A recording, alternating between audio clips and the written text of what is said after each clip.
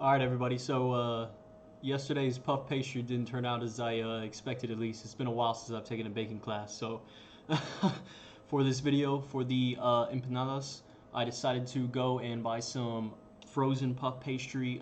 Simply at Central Market, you can find one in probably your nearest location anywhere. If not, a maybe international aisle at a grocery store. Kroger would do. Probably Tom Thumb, but maybe not Walmart or Target. But definitely for these circumstances, it's kind of hard to make puff pastry. It's been a while for myself. I don't know if any of you guys have tried it, but it's something that's not easy. I give bakers credit for that. So for this application, we are using pre-made puff pastry, already ready to go, and all you got to do is bake it. So let's get started. All right, everybody. So to talk about the ingredients we have in front of us today is we have ground beef, 1 pound. We have garlic, already minced and ready to go. We have a can of tomato paste. We have jalapeno that's already been small diced. We have red bell pepper that's already been small diced, and we have yellow onion that's already been small diced as well. We went with 1 whole red bell pepper today. We went with half of a large jalapeno, and then we went with a half of a yellow onion today as well. And then we also have our pre-bought puff pastry that I was talking about earlier. Already ready to go, unthawed, so I can easily pull it apart, but still keep it chilled, still keep it kind of like that cool temperature, because we're going to want to roll it out even thinner pretty soon. All right, ladies and gentlemen, so once you go ahead and sweat or saute your jalapeno, onion, and red bell pepper, as well as your garlic, you're going to go and set it off to the side for now so we can go ahead and brown our ground beef. All right, everybody, so once you go ahead and brown your ground beef, as well as take the grease out, or the leftover grease from the fat, we're going to go ahead and add in our vegetables.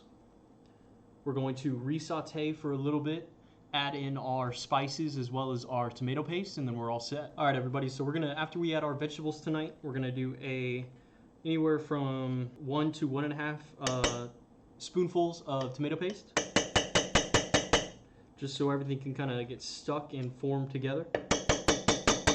Chili powder.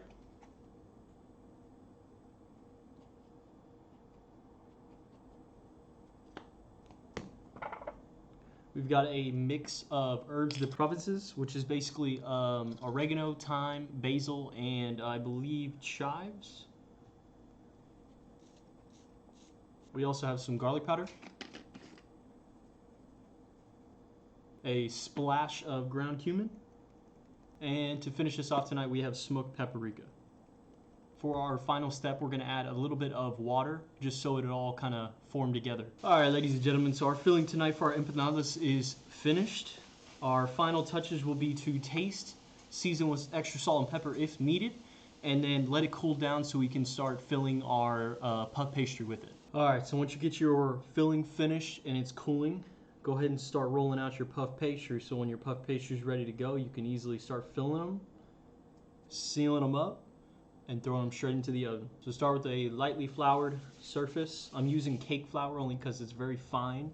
You can go with AP, you can go with bread, whatever you feel like you would like. All right, so once you get your puff pastry rolled out to your consistency, we're gonna go and start cutting circular objects. Today, ladies and gentlemen, I'm just gonna go with a plastic cup. Definitely go with a cookie cutter if you have one. Unfortunately, I do not actually own one.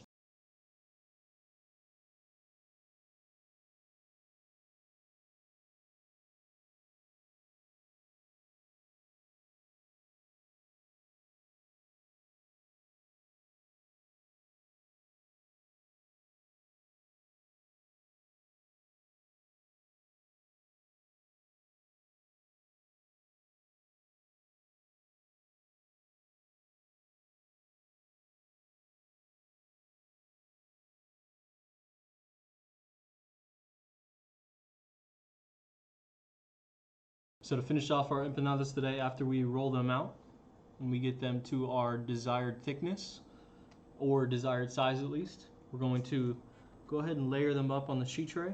Using a brush at least, we're going to add a little bit of water to the edges, just to one side at least. Go ahead and add your filling straight to the center. Don't add too much, but obviously add enough where it's going to fill it. And then all we're gonna do is after we add our filling in, we're gonna clench it up like a taco. And if you need to, add more water.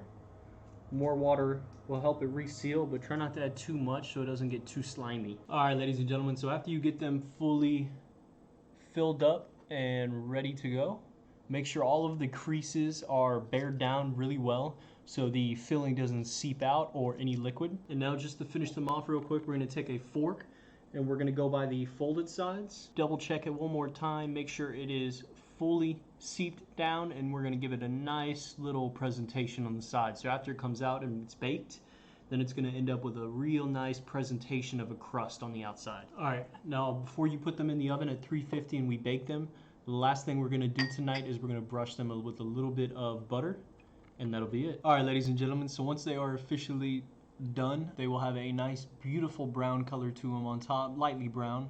And don't forget, so they were in the oven for approximately 16 to 18 minutes. I pulled them out halfway through and basted them with a little bit more of our butter, our melted butter, just to give them a nice kind of beautifully brown color to them on top. All right, everybody, so that'll finish this off for today's video. I hope you enjoyed the empanadas as well as the me screwing up of the puff pastry. But again, thank you for watching. I hope you enjoyed the video, and if you did, then please like, subscribe, and don't forget to turn on those notifications for future videos. Hope to see you all very soon. Thank you, and enjoy those empanadas.